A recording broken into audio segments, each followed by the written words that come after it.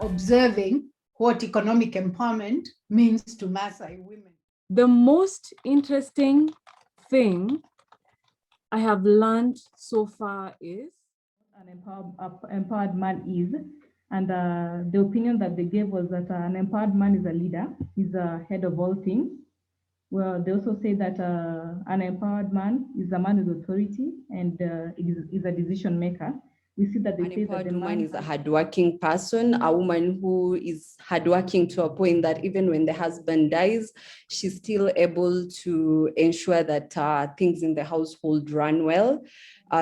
She's also had the freedom to make decisions with regard to their lives. And we also saw that they have support for one another. So both the men and the women.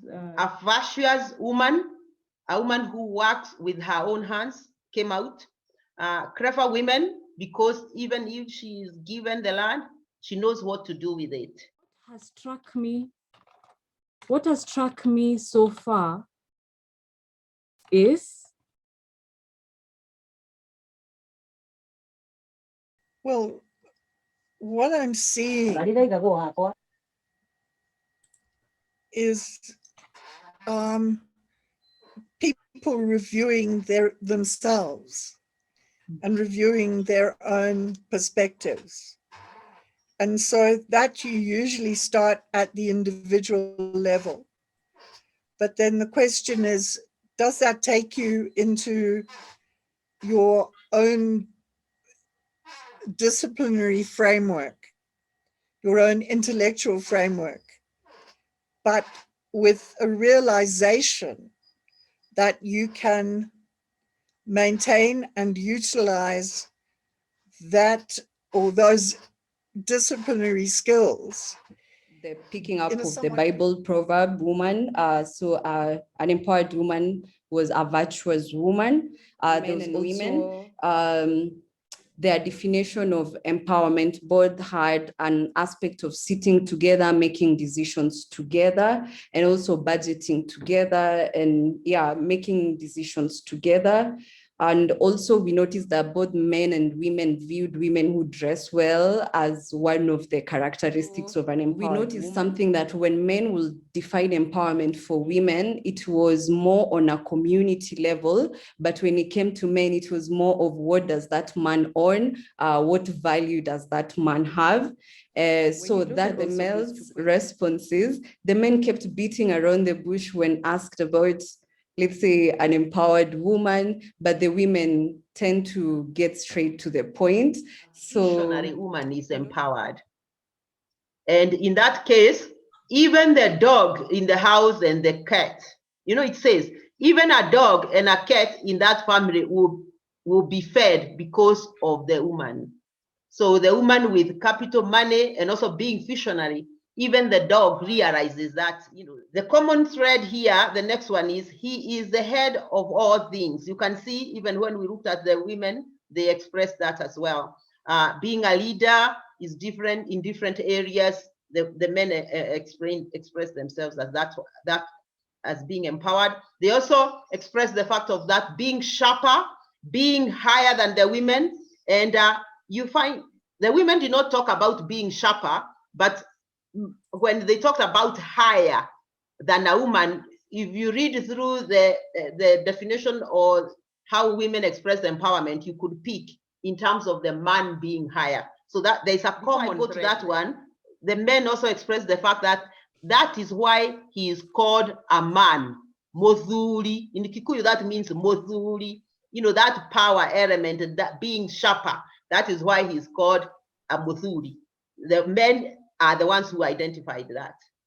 A woman should be given an opportunity to air her views, since the man's mind cannot run the family alone. We found that very interesting. We picked it also with the women now felt alone. You don't just sit back and wait for someone else to support you.